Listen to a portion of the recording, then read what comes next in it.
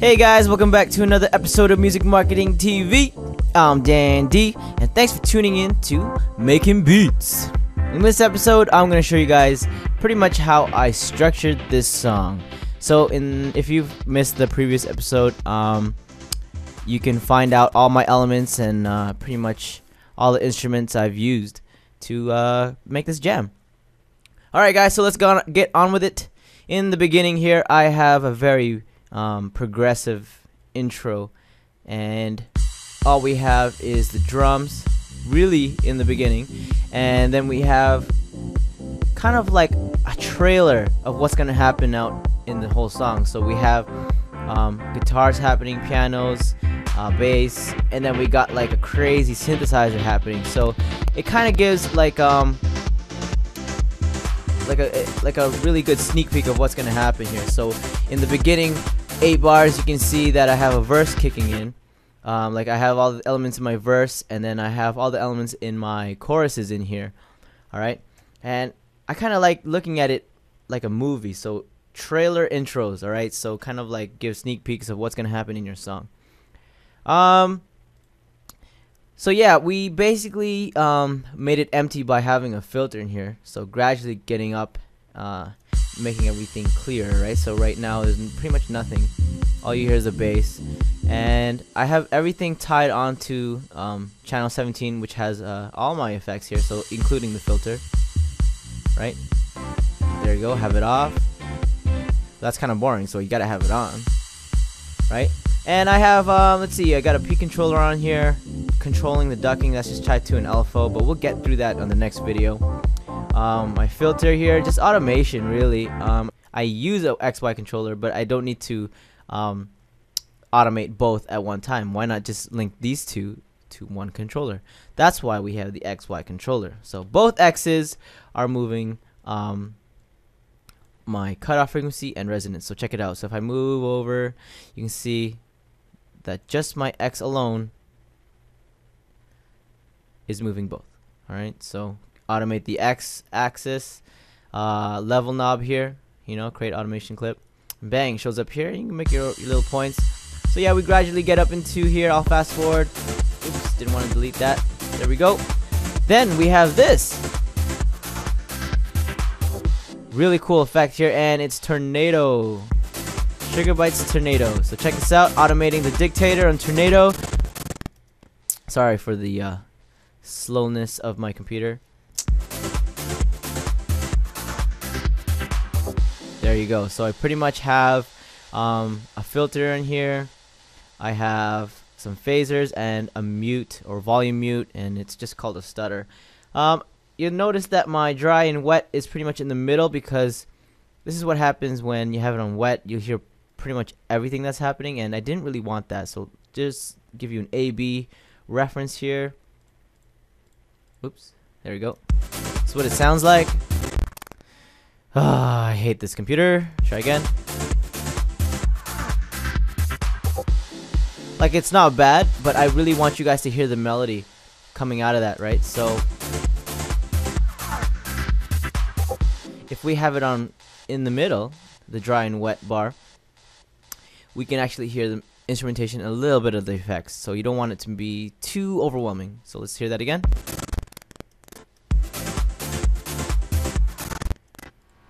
Oh boy, somebody needs a new computer. There you go. So very subtle effects. Alright, so now moving into the verse, you can hear that it's very empty.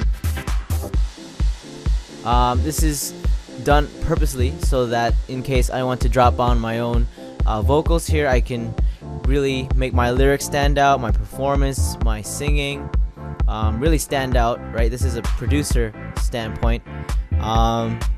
It's done in 8 bars, 16 bars, so you can see that it's pretty much the same length as the intro. And I have just my pianos on here, very basic pianos, my bass line, and of course a filter, not all the way down, but enough to give you that funk feel, you know what I'm saying? So just my kicks and my claps on here, right? And then we kind of get into a chorus here.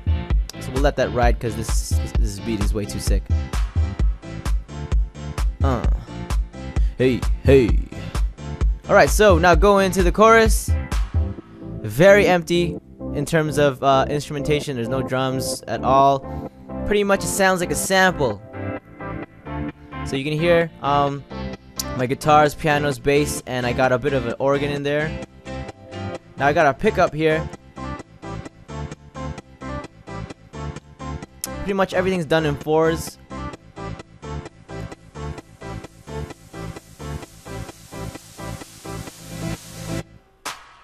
There you go. So let's look at that pickup a little bit closer now.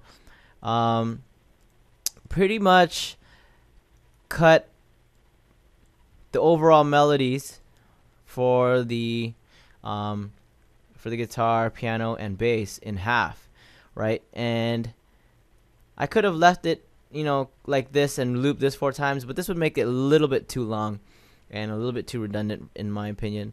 So leaving it short, giving it that 2 bars, 2-bar pickup really helps, because then it makes my chorus a little bit shorter, less work for the artist to create his chorus or something. But yeah, you just want to make 4, so I just cut it out like that, and then I take my first portion and then I loop it 4 times over, then take what I looped and then cut it even more, always doing halves and then looping it 4 times, right? So now I got quick ones here, right? And then taking that value and cutting it in half again, so now it's even quicker, right? And taking that, and I skipped a value and went up ahead, because if I decided to do this, you don't really hear it, because it's on the and counts and stuff like that. Or even this one, it's just bizarre cutting this. It's the same value as having this again, right? So you want to skip ahead and take that first portion and then looping it a whole bunch of times, like kind of like that. So that's what we did here, having it 4 times again, or a value of half of this, right? And then we have it totally empty, going into a clap. Also have a sound effect to enhance that pickup. So let's listen to that pickup one more time. 4 times, 4 times, 8 times. There we go. And then we go into a dancey part. Excuse my computer for burping. And you pretty much just have the synthesizer and the bass line in there. And more drums, really fast sounding drums. Give that housey feel, have a little drop. And then we go into the second half, and you'll notice that I took the guitars and I stuck it back in there. So I combined 2 words. I said stuck. I stuck that guitar, put it in there, and the reason why I put this guitar in there is it's just a little technique of mine to show that I'm not using samples. I refuse to use a sample of, like, you know, maybe an 80s funk jam or maybe 60s, 70s, and I just, you know, turn it into house. That's not me. I like making original work and making it sound, well, I wanted to make it sound like a sample, so there's no choice. So I had to, you know, take some knowledge of mine, right? And I just took the guitar from what sounded like this, because that sounds like a sample, right? So by putting it in here with the synthesizer, really shows someone that's really listening, maybe a producer or somebody with really good ears, to understand that I'm not using a sample. Right, so you can really hear it. Then I stuck the piano in at the end, and that way it just sounds more full. Then I got tornado drop.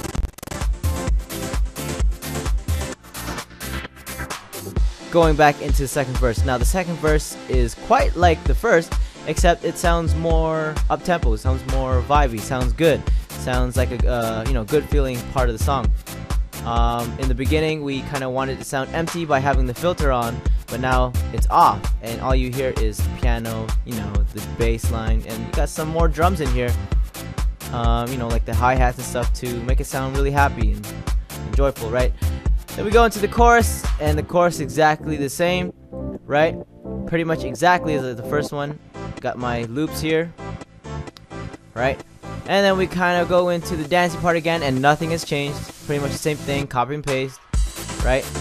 But the cool thing about this part is that after this chorus is done, we go into a breakdown. Now, if you watched the first video, I told you I had some extra instruments, and this is where it comes in. Check this out, check this out. We got a lot of slow drums. Halftime drums is what I call it.